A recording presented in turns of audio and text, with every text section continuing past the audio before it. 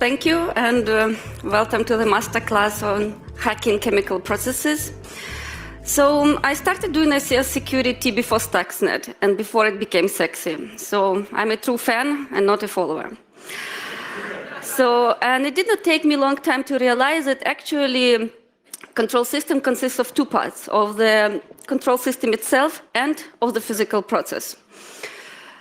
And if you attended a talk of SCADA Strangelove or Erin Leverett, you already know how to find and exploit vulnerabilities in this control system and supporting IT infrastructure. But because of the physical component, these industrial control systems are also called cyber-physical systems. And in contrast to the traditional IT security, the goal of the attacker is not in data or information, but to get the physical system in a state desired by the attacker, like suboptimal operations, or to make the system perform in actions desired by the attacker, like spin that centrifuge until it breaks. So while the attacker clearly needs to hack his way and to obtain controls, I was wondering whether the processes themselves have vulnerabilities which the attacker can leverage to achieve his evil goals. So studying the security of the physical processes became my research topic. While one of the challenges of explaining the need of cyber-physical security is the absence of public disclosures about bad things happening to the physical systems. And what actually goes in the dark eventually comes into the light. So the December was full of big disclosures about accidents leading to the physical damage. So, well done, Santa. Thank you very much. So, the second biggest challenge of conducting cyber-physical security is that you need to actually test bed of the process under investigation. And it is not only extremely expensive to build such a process, it also requires a lot of specialized knowledge and the presence of the specialist, and also a lot of regulatory permissions for conducting unsafe experiments. And on top of that, you need even more money to rebuild your test bed if you destroyed it in the result of successful attack. So therefore, typically, such research should be conducted on the simulation models. So at the beginning, I tried to build the model myself. But quickly I have realized that it takes a lot of lines of code, a lot of specialized knowledge, and I'm too lazy to do that. So I decided to look around. Is there anything? And actually there were few models, not many, but few. So for my research, and the problem also that building simulation model is extremely expensive as well, as expensive as building physical systems. So most of the simulation models are proprietary and not for public use. So the two models which I selected for my research were models of chemical plants. So why did I decide to study chemical processes or chemical plants? Chemical processes are large. They have a lot of complex interactions and interdependencies. And they usually model a lot of disturbances, which represent a wide variety of different dynamic behaviors. So it's interesting to study them, and it poses a lot of challenges while studying it. Also, such models are accompanied with objective functions like optimal operations, safety limits, minimizing operating cost. So having such functions also allow to numerically evaluate the success of your attack. So what is the vulnerable chemical process itself? It is a research initiative to enable community to study cyber-physical experimentation. It consists of the models of two chemical plants. The one is Tennessee Eastman process. This is a realistic chemical process of the Eastman Chemical Company. And the process was released to researchers in a form of Fortran code, but the exact chemicals and the equipment was not defined. So this model is best suitable for black box hacking. And so far, most of my research to date is done based on this model. The second model is vinyl acetate monomer process. It's a realistic chemical process to produce vinyl acetate. All the chemicals defined, all the equipment is defined. It's an extremely large process and much more complex than Tennessee Eastman, and probably understanding it will take you initially a couple of beers with your chemical engineer friend.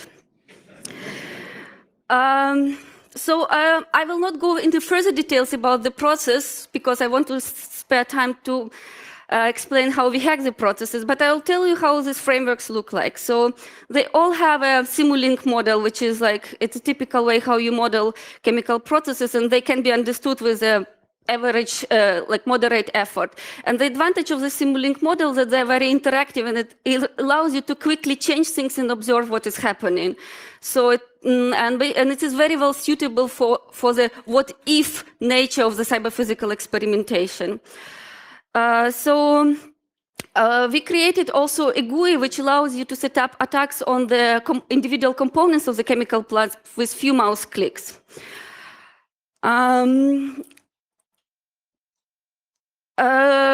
The results of the simulations are stored as data, which you have to analyze, and also they're visualized in form of actuator sensor signals.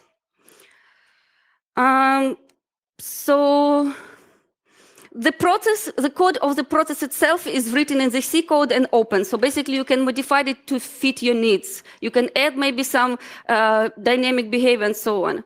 But the execution is happening in MATLAB.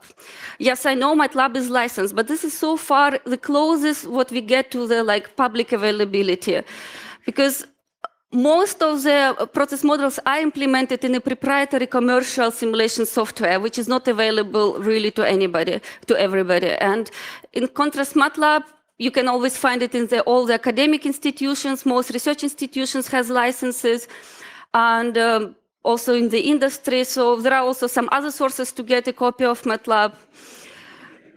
So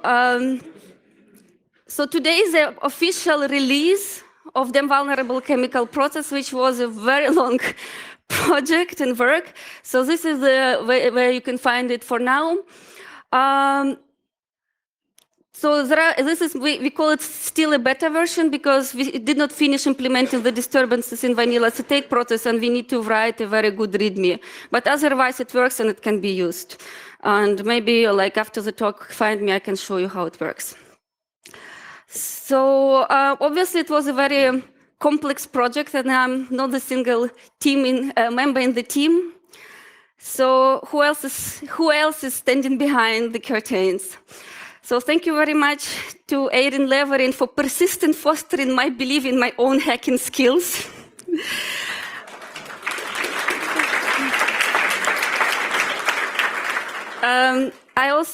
The thanks goes to Mona Lange, who motivated me to apply with this talk.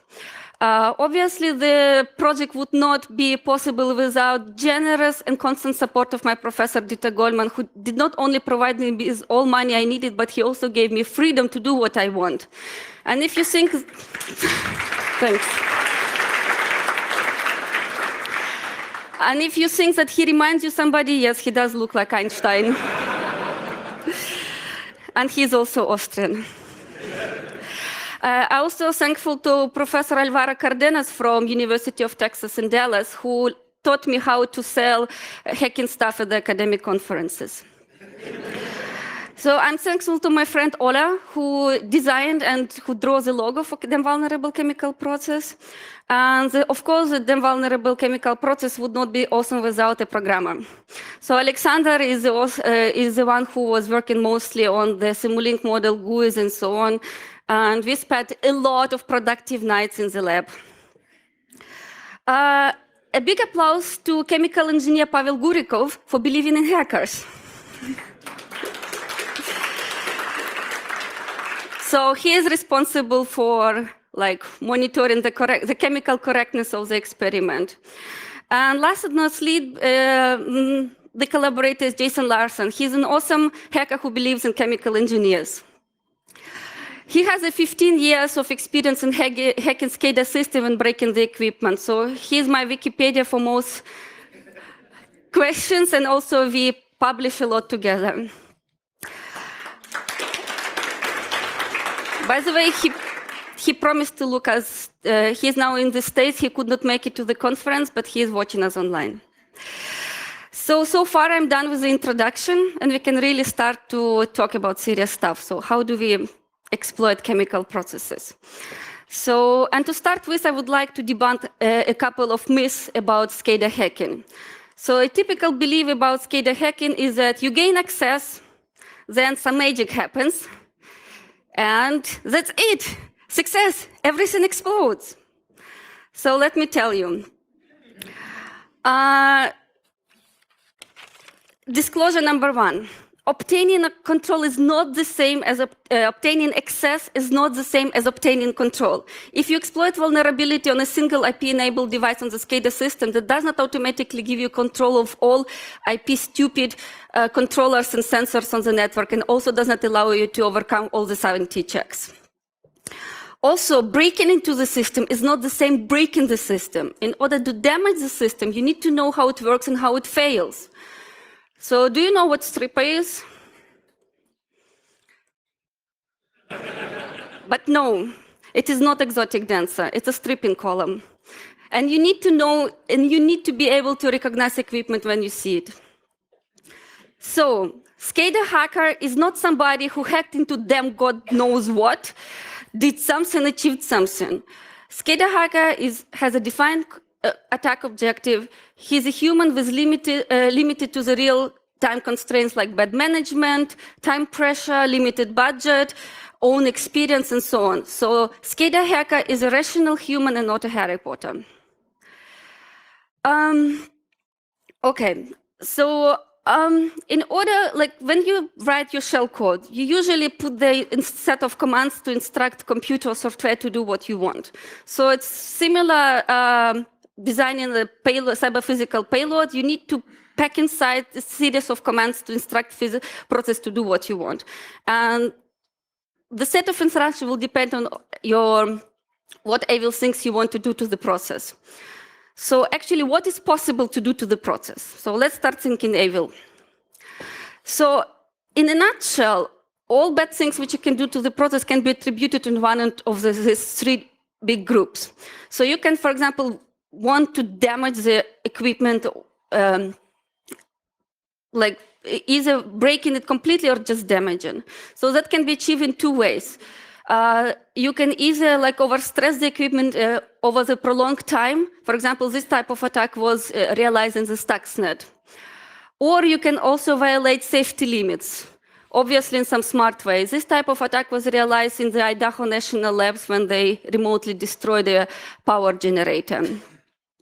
So instead of breaking the equipment, the attacker can also try to damage the production itself. This type of attacks can be roughly divided into three attack goals. First, the attacker can go after the product itself. So either the attacker can either tamper with the quality or the production rate. So every product has a specification and a market price for the quality. So the attacker either can make the product completely usable or reduce its purity. Here, okay, sorry. So look at the prices of the paracetamol. As you can see, not achieving the desired purity can be extremely expensive. So also, instead of targeting exactly spoiling the products, the attacker can try to increase the production costs. Increased production costs will make product uncompetitive, probably Christmas wish of every competitor. So how can it be done? So every factory has a cost objective function, which consists of certain components which mostly influence the production of the cost. That could be, for example, loss of the raw materials in the purge, premature deactivation of the catalyst, increased usage of the energy. So the attacker can go after any of these cost function parameters.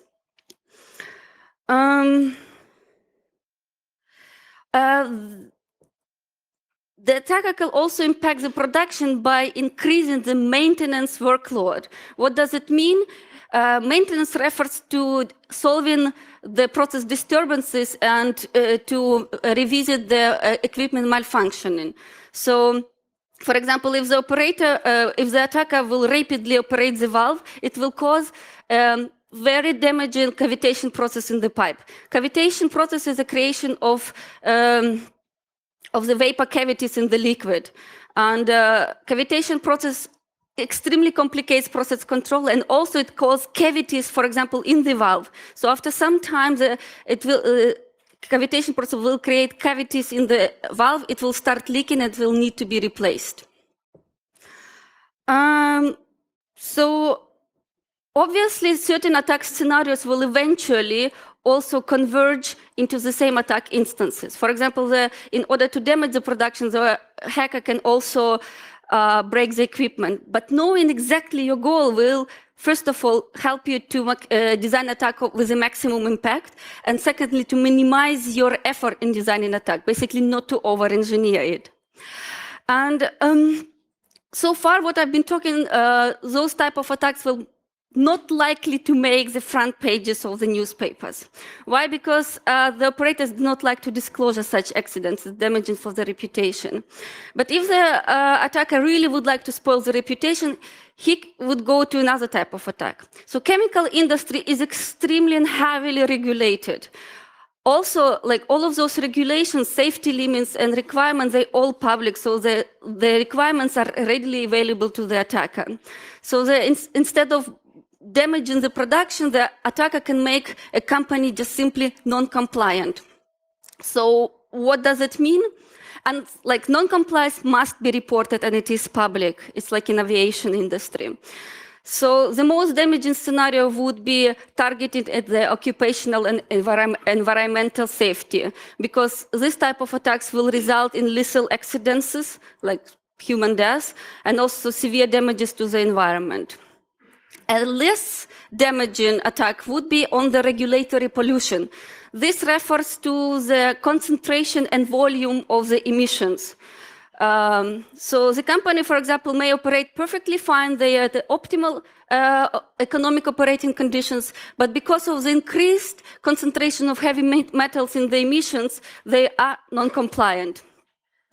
And especially we know Greenpeace and community responsibility that cause a lot of bad publicity. In certain cases, the community may even demand company to close down and move the production somewhere far away, which costs money. This also pollution costs, like, just to give another example, this is a soil and water contamination. Like a less known example, it is contractual agreements which results in contractual sanctions. It's, for example, certain substances takes time to produce. For example, the vaccinations usually need 6 times. So if health organization is planning a mission to the Africa and they say, okay, we are doing it in 6 months, you have to deliver the vaccination. So if the company does not deliver, it's a very bad publicity and cost a lot of money. So, yes.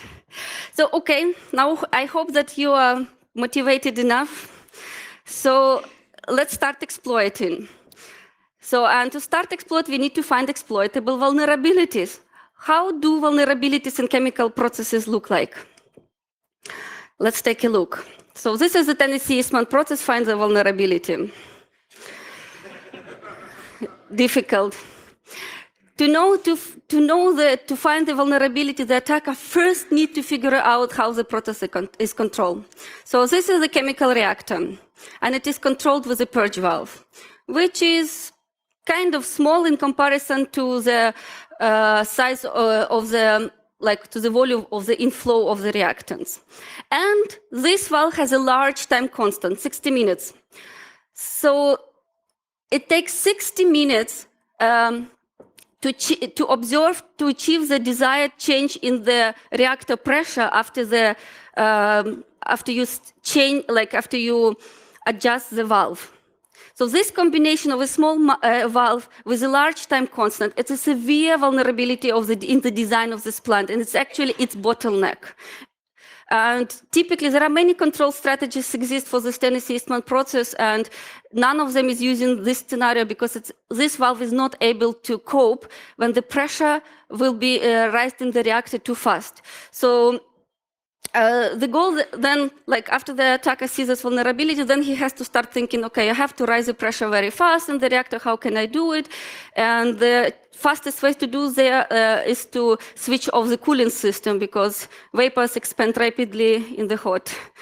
So, so if you want to break something, a combination of a valve and a pump is a good candidate for a water hammer attack, a signature attack of Jason Larson. So think of what is water hammer? Think of the tsunami in the pipe. It's like a rapid rise of the pressure in the pipe, which leads to pipe failure. And you can then decide where to break it. So if you would like just to break the pipe and stop the production, you would go somewhere in the recycle loop. But if you want to cause something like safety-related accident, you, for example, can break the pipe which carries ethylene because it's toxic to the humans. And for production damage, you can find probably also to exploit the vulnerabilities or, let's say, features of the chemical process itself. So the reacted chemicals from the reactor goes through the heat exchanger to cool down, otherwise they will keep reacting. So if you switch off if the attacker switch off the cooling system, the vinyl acetate will keep reacting after going out of the reactor, and it will turn from the liquid into particles. It will turn into its solid state into the vinyl polymer. And that will clog the pipes and the valves, and the production will have to be stopped for valve replacement and probably pipe replacement as well. So if you want to vent something out, so if you can see, there is a bypass valve in the recycling loop. So it seems like if you completely open it, there are a lot of other chemicals will go back, and God knows what we will emit. So this is how the vulnerabilities look like. So now we know like what can we do to the process. We know how the vulnerabilities look like. Let's start planning something out. So we will start planning the attack stages. So obviously, SCADA hacking is extremely complex, but you would typically have to go through the specific steps of it. So you start with a traditional hacking, you get in access. The next step is to figure out where I am and what it is doing. So what does it mean? So this is process discovery. So what does it exactly mean? Process discovery means first you have to figure out like what is this process doing and what it is producing. Even if the attacker knows that he's in some vinyl acetate production plant, every chemistry in each individual plant is still unique and very proprietary. This is a competitive advantage of each company, so the attacker has to figure it out. Then the attacker needs to know how the plant is controlled. So basically the location of the control valves, the control strategies used, and the configuration of the control loops. And also after that, the attacker also needs to know how the plant is built and how it is wired, because he needs to get access to the specific components. This stage of attack requires a lot of information to collect. Therefore, it typically starts a couple of sometimes in advance before you plan your damage. And it starts with the old-fashioned espionage. In the last 3 years, there have been a lot of espionage attacks on the energy sector, chemical sector, and so on. And there's just this is the citation from the report of the Symantec of the Nitro espionage attack. So the next step is control. So even if you discover that there are certain valves and there are certain measurements, first of all, you need to figure out how you exactly can change something in the factory. So what does it mean? That even if there are some controls that maybe not those controls which will bring you the desired outcome. So you maybe have to think of something like how to misuse it in a different way. Secondly, it's not also necessarily that you will be able to get control over the controls of your interest. So you will probably have to think way around. So basically, you will have to see like what exactly you can manipulate and how. And also at this stage, you start thinking how you can hide your activities and also the state of the process from the operator to prevent operator response. At the damage state, you actually start implementing your attack.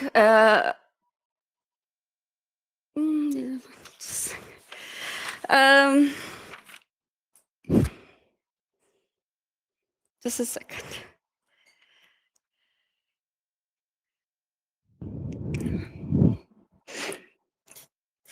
Yeah, so this is at the damage state. This is exactly where I was just wanted to see if I wanted to say something else. No, this is where you start compiling your actually final payload. And the last step is a cleanup step. Although here it is like I put it at the last stage, but this is a step which you plan throughout all the steps of your attack. So cleanup is constructing the forensic footprint. Basically, what do you want investigators to think about what has happened? So it goes through all the stages. You start to thinking in advance, like to adjusting control logs and so on. So this is a part of which I will partially cover today, only these ones. And in reality, of course, there are many more things to do while going through these steps, but if I would like to save some time to tell you really some details, I will not go into the details. Maybe you can see it on the video or buy me a mint tea of the conference and I can explain it to you. So, okay, so now we know what we can do to the process, we know about the vulnerabilities, and we know how to plan, like the stages, how to execute such attacks. So let's start really doing something. So, and first, we need to fix a scenario, like what do we want to do? And the scenario would be the catalyst deactivation. So, let's say you want to cause maximum economic damage to the plant. So hopefully this is already, by now, recognizable by you vinyl acetate process. And if the attacker wants just to cause maximum damage, he can just destroy the pipe which carries out the final product. And you're done. You spend all the money, you get nothing out of it. But that attack is kind of too obvious. And what if you want to be a little bit more subtle than that? So we should do something in the factory. So the entire factory can be roughly divided into two big groups, like parts. It's a reaction section and refinement. So let's look in the refinement. Refinement will consist of a lot of different operating units. It's a big part of the plant. And so the attacker has a lot of things which he can do in the refinement sections, but also the operator has a lot of opportunities to notice that something is happening and to take compensating actions. So here, winning on this part of the plant can be difficult or challenging. So in contrast, if you just go into the reaction site and you just completely destroy the reaction in the reactor, then you basically have nothing to refine because you did not get your product. So that really sounds like a good scenario for the maximal economic damage. So, but how exactly do we spoil the product in the reactor? So for that, we need to look inside of the reactor. What is happening inside? So typically, like a bunch of chemicals is thrown into the reactor and heated up. So the reaction is happening and you get your product. However, if you will not, without the catalyst, let's put it other way. So if you will not control the reaction in your reactor, it will react in kind of a lot of different strange ways and you will not get your product. There will be a lot of different chemical reactions happening. So the control over the reaction is usually done by adding the catalyst into the reactor. That is a special chemical substance which will guide the reaction and it will direct it in the desired direction, and it will also make sure that you get the right product out of it. So in the vinyl acetate, you can see it's catalyst in the vinyl acetate. The chemicals get in, they are absorbed into the catalyst, and the vinyl acetate is desorbed out of the catalyst. So it provides the surface for the reaction. And the catalyst is a kind of live substance. It's very sensitive to different disturbances and imperfections in the reaction conditions. It also has a lifetime, and if it's not treated properly, if not the right conditions created in the reactor, it will die. Killing the catalyst in the reactor is extremely expensive to any chemical production, and especially vanilla acetate, and I can tell you why.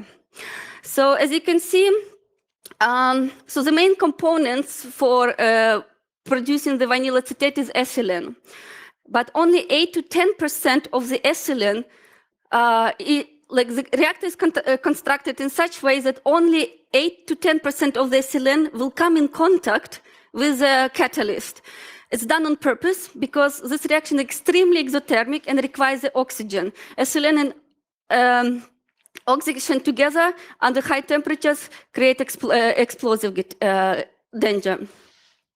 So as you can see, the process is not very efficient in the way of using raw materials per pass. So you have to recycle it many times. Also, only 95% of all the ethylene which comes in contact with the catalyst will become vanilla acetate.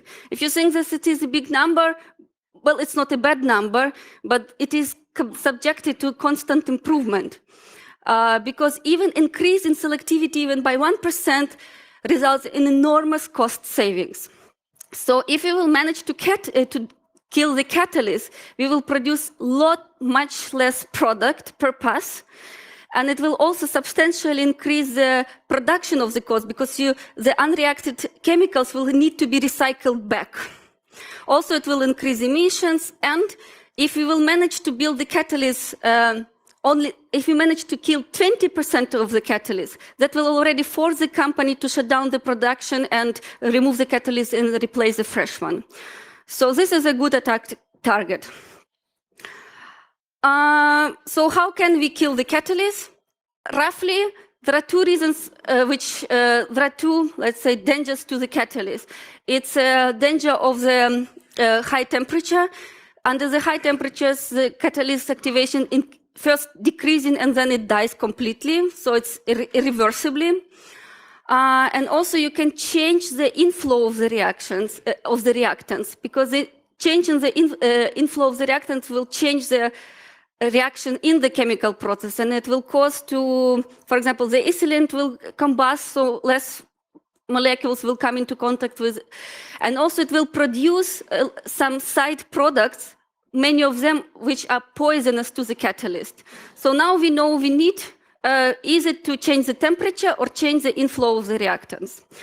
So we need to find our controls. Now, so we discovered the process, now we need to find the controls.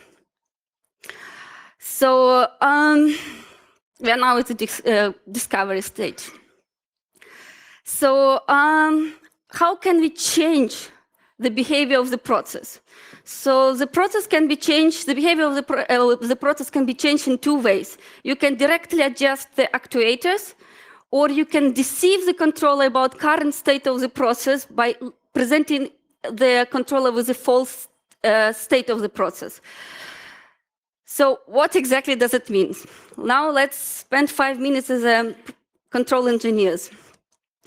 So the modern, the entire concept of process control is based on the concept of control loop. So, and the design of the process starts with the deciding on the set point, which is not on this picture, I'm sorry. Then I will do it like this. So you decide, so design of the process starts with the deciding on the value of the set point. Set point is the desired value of the physical parameter, for example, temperature in the reactor. Then the sensor measures the current state of the process and sends the measurement to the controller. The controller has a control algorithm which decides how to instruct the actuator, how to adjust the actuator to bring the process to the desired state, to the set point.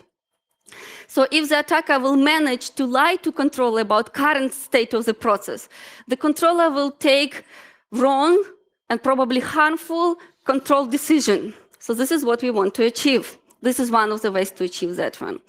So typically in the production environments, control loops are nested, they're very complex, they're interactive, and it has very complex dynamic. And somewhere there is also the operator sitting and monitoring the process. So if the process runs out of the expected production envelope, then the operator intervenes and takes control to himself. It's called manual control.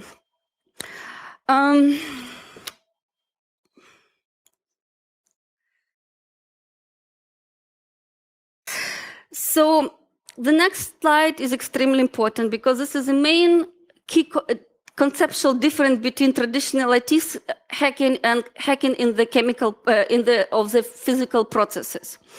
So attacks on the traditional IT system typically does not deal with time. You flip a bit and your software are already doing what you want, except few scenarios like a single bit flip can can engage the burner under the tank of chemical, but the reaction will still take time to complete. So changing the output of the controller does not immediately bring the process into the desired state. And in fact, there will be a time when the system will not respond at all. This time is called dead time. And the time which it takes of system to achieve 63% of the desired target parameter is called time constant. The attacker needs to know these parameters to be able to construct attack on the physical process. These numbers are extremely individual to each control loop, to each facility, and typically they depend on the type of the physical process and also configuration of control loop. And the challenge is also that this is not the number which the attacker can easily espionage. So typically these numbers consist only in the head of the most experienced and the oldest process operator on the plant. So you either have to kidnap the right operator, or you have to figure out these numbers yourself through reconnaissance activities. So basically, you will have to start turning things on and off, sending impulses to the system and observe the timing reactions and try to estimate them.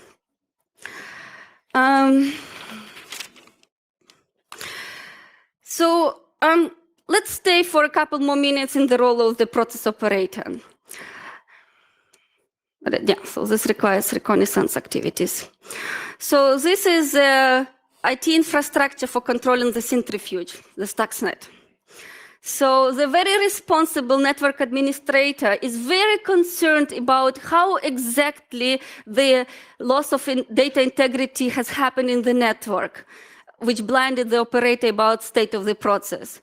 But the operator, sorry for my French, does not give a shit how it happened. All he cares about that this is a loss of situational awareness, which leads to complete loss of control. So, and you know why the operator was deprived from controls? Because the SCADA hacker needs them. So during the attack, the hacker himself is a process engineer, is a control engineer, and a process operator. So now he's controlling, operating the process. So, and in order to be able to control the process, the attacker has first to observe the process. So the process must be observable to the attacker. So he has to be able to estimate its state. And in order to be able to control the process, the process must be controllable. So the attacker has to enable all necessary controls. So controllability and observability are key pillars of the modern process control theory.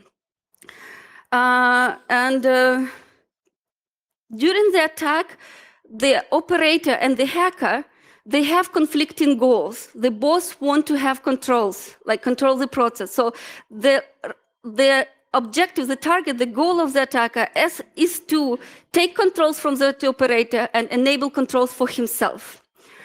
So, and talking about this controllability, observability, take us very close to the security properties of physical systems. So, in in a security community now, there is a very serious civil war going about what should be how should we describe the security requirements of the industrial control system. So in IT domain, it is CIA model. So it was suggested that we will be good enough if we just reverse it. So, okay, fantastic. And now tell the operator that he now has a loss of confidentiality situation. He will stare at you with blank eyes. It tells him nothing. So we don't need to reverse anything. We just need to use the right terms. It's controllability, observability, which is accompanied by the third property, which is operability. It's the ability of the system to achieve acceptable operations. So for the process controls, the security properties are COO or CO2. So remember, CIA is for information security, CO2 for process control security.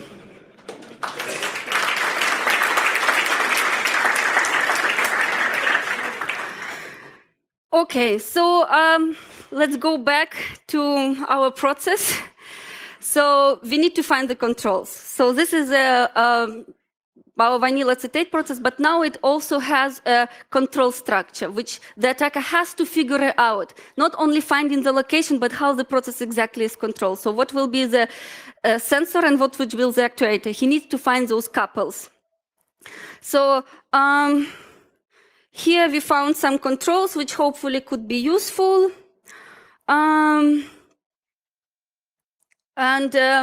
If the attacker does not have the exact mock-up of the process which he wants to exploit, he probably will need also to be able to observe the process, to be able to estimate the effect of his attack. So he needs to find the measurements. So we want to kill the catalyst. So how do we know how successful we are? We need to measure the amount of molecules of vinyl acetate in the reactor exit. So the chemical concentration is usually defined with the help of analyzers. So there are a lot of analyzers in the vinyl acetate process, but none of them in the reactor exit. So what do we do? It's a bad situation for the attacker. So the only measurements which we have is only reactor exit flow rate and reactor exit temperature. So process observation challenges. So if the required measurements are not in place, so what are your choices? So you can easily build a simple model of the process and derive measurements from there. So you basically will be estimating. You can also try to deduce process state from the related measurements. For example, if the reactor exit temperature will decrease, probably then less reaction is happening in the reactor, so your catalyst is deactivating. And you also can, for example, convert a sensor in place to measure what you need. This is a work in progress of Jason Larson. You can also try to enable the sensor like with certain capabilities. For example, to measure the shock wave in the during the water hammer attack, you can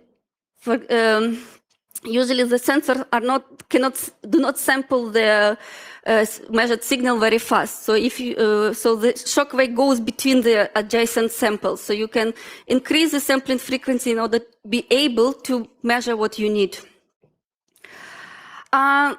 The other challenge which the attacker will experience is non-linearity of the process. So what is that? My students usually get mad when they try to understand that. So it means that the reaction of the process to the input is not proportional. Moreover, the behavior of the process is different and unpredictable when you try to change it even for few degrees. For example, the way how the process will behave while you try to heat it to 150 degrees is completely different from what if you will try to heat it further from 150 to 160. For example, this is the equation of the energy balance in the reactor. So as you can see, it is highly nonlinear. And the problem is also that the behavior of the process to everybody on this planet is only known to the extent of its modeling. We don't know physics if you don't measure it. So also the controller will be able to control the process to the extent of the control algorithms. Also, the instruments are calibrated to measure the process within some boundaries. So, and the attacker will likely to push the process outside of that boundary. So this introduces serious uncertainty for the attacker, and he will need to take this into account while designing his attack. Okay, so we found the controls, we found the measurements. Well, it's time to start exploiting. So let's manipulate the process. And Ralph Wagner had said nicely about about using the features to compromise the ICS. Okay, so are we pros? Yes. The answer is yes. So let's use it. So I'll show you. So yesterday, it's not your talk, sorry? Yeah, okay. So yesterday, Erin Leverett has presented how to find vulnerabilities in the switches. So let's assume that the only control which you got in the process is a code execution on the switch. Can you do something with it?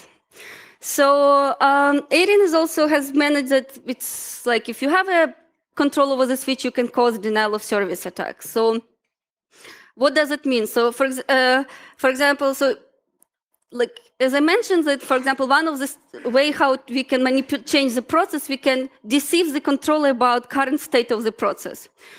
So that could be, for example, achieved through man-in-the-middle attack. But the CPUs on the switches are typically has very little resources, very. So the full man-in-the-middle for each and single packet is not possible in any mean.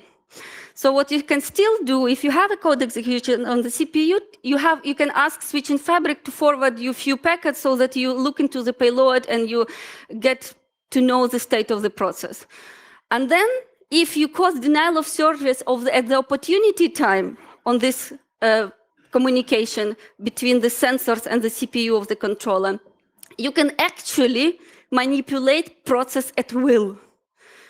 So in the IT domain, DOS attacks means the system does not do anything. Here, you can actually control process as you want. So, and I'll tell you how it happens. So, this is the typical controllers, like programmable logic controllers. They operate on the scan cycle architecture. So, at each control cycle, which is every millisecond, they ask the sensors about state of the process, and they store the measurements in the input buffers. And based on the stored data, they calculate the control commands to the actuators. So this is happening like this. We read the measurements, and instruct the actuators. We read the measurements. And here we cause a denial of service. We do not route packets anymore. So at each subsequent control cycle, the controller will keep generating command based on the last received value. And if this value is below or above a set point, that will eventually bring process into some undesired state. This work was we published already this work and presented already to the wider audience just 2 weeks ago. So if you will DOS the process at some random time, you have no idea I DOS now. So if you can see, this is just I selected just few responses of the system of such DOS attack on the reactor pressure sensor.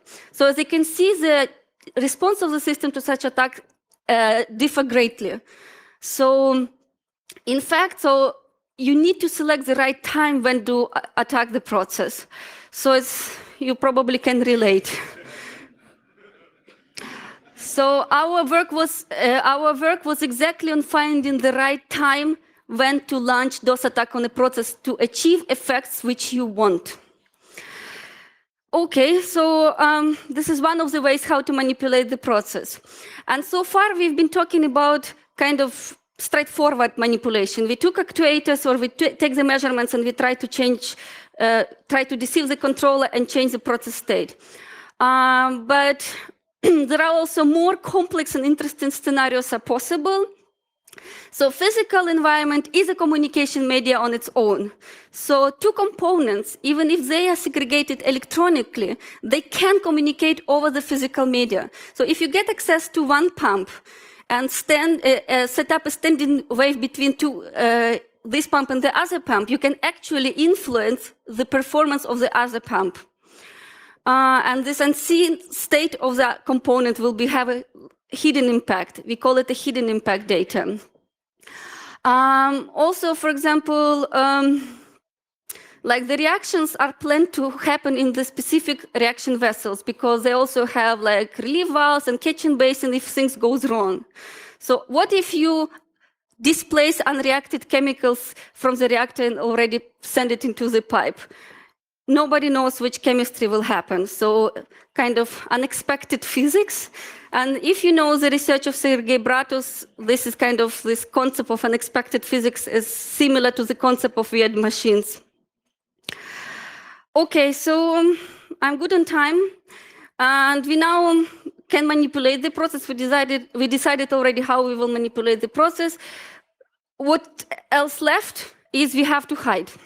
So we need to conceal our actions. So I removed the slide, but I'll tell you in words. So in the recent accident disclosure on the Turkish is German. Turkish? It's English? Sorry. Pipeline, there was that they damaged, like they destroyed the pipe, but the operators which were monitoring the pipe have to learned about the accident 40 minutes after the accident because somebody reported, there is a fire.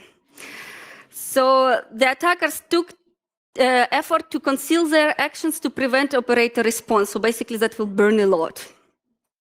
So what are the possible spoof scenarios? Like typically there could be, the first on the possible scenario is record and playback. So you record like a good batch or a good day and play back during the attacks. This was used in the Stuxnet. But the challenge is it requires a lot of storage. So, and if you're somewhere on the small microcontroller on a sensor, that's probably bad scenario, not possible scenario for you.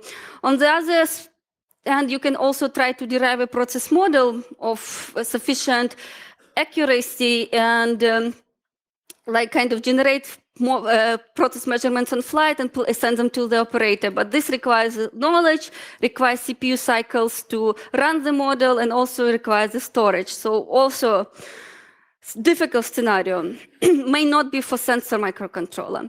And the third scenario is just like craft your own signals, which are very believable.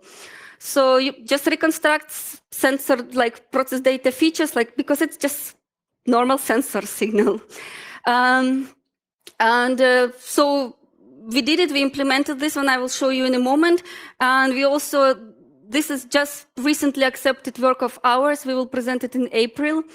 And we also found the way how to detect those signals. So you cannot detect them with a normal signal processing tools, but we detected such signals through the plausibility checks, knowing the other measurements in the system. So if you know the other measurements in the process, you can detect that this measurement is not plausible. So how did we build our system? So first of all, you need to reconstruct the believable noise, which will replicate the spikes and the gaps in the noise. So we use this is the idea of the Jason Larson. So we use to use a run test. So which treats sensor as a pseudo-random sequence. It extracts runs, which you then build together to reconstruct the noise, and you can see it's very accurate. And the second, we need to be able to reconstruct the dynamic behavior on the signal. So we use a line approximation to extract line dynamics. And again, it starts with the learning phase. You extract the mean value, then you extrapolate signal dynamics with a line segment. You learn enough. And then during the spoofing stage, you place together the segment around the mean so that it fluctuates evenly. And you can see it's quite accurate. So, and it's very evil.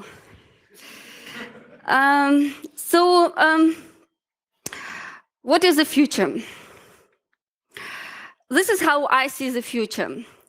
I often hear the argument like, well, but we are IT, like guys, we are security professionals. What we have to do with control, that's not our department. So my idea is that security specialists define security requirements. For example, think of the confidentiality. The security specialist says that we need signatures for authentication and integrity protection, or we need encryption for confidentiality. We pose security challenges, and then, for example, the guys who can implement it do their job. For example, the mathematicians design for us the good and secure cryptographic primitives. So it's no different with secure control. Find the problem, set the challenges to the control engineers, and let them do the job. Thank you very much for listening. And I still have 5 minutes. We have still 5 minutes for questions.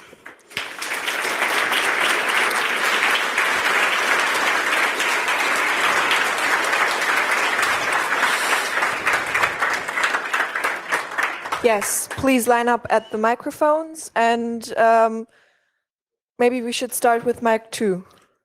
Hi, probably the best scholars talk on Congress. Thank you. Just 2 points.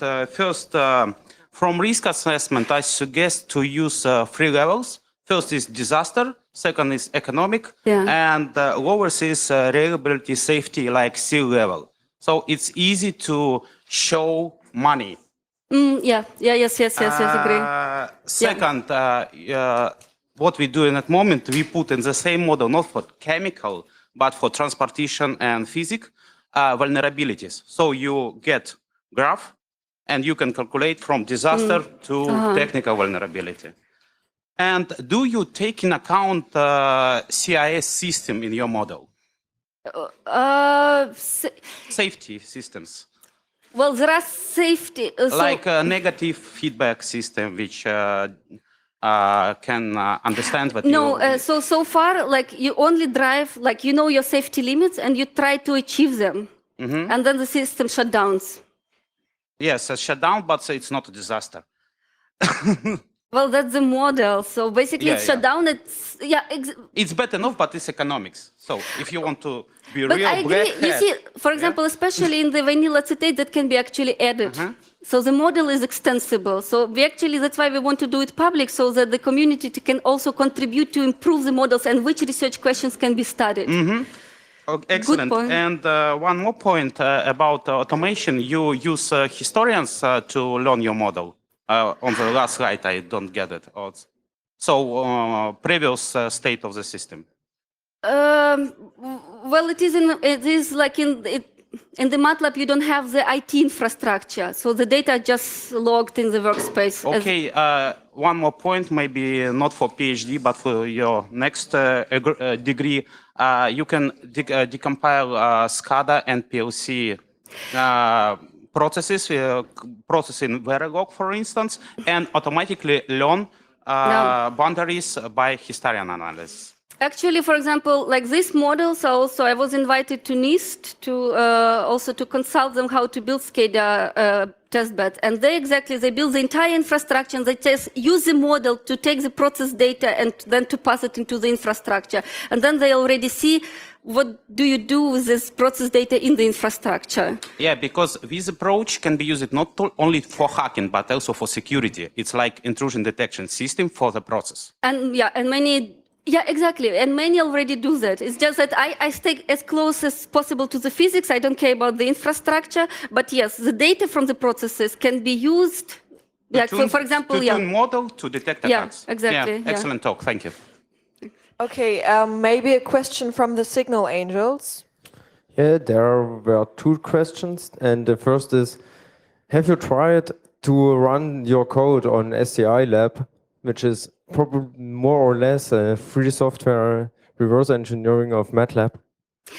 There is GNU Octave. I guess this is a like free version of like what is free, let's say free MATLAB, and the models must be portable, but we still did not try. We want to try, but still not. And the second question was, if you does the switch, wouldn't it then to prevent the PLC because from the beginning? If you does the switch, well, wait. But you do not do the switch. You just drop the packets of interest, like particular data flow. You just drop the packets from the data flow. You don't do the switch. Maybe you can also do the switch, but I did not talk about that. The question is, if does it prevent when you can't read the sensors anymore? So you also have a problem, don't you? No, not the attacker.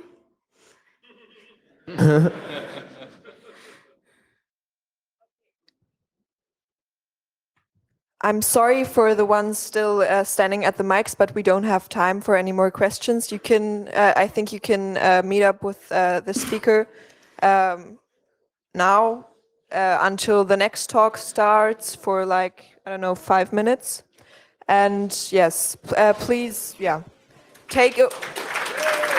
Thank you. Thank you.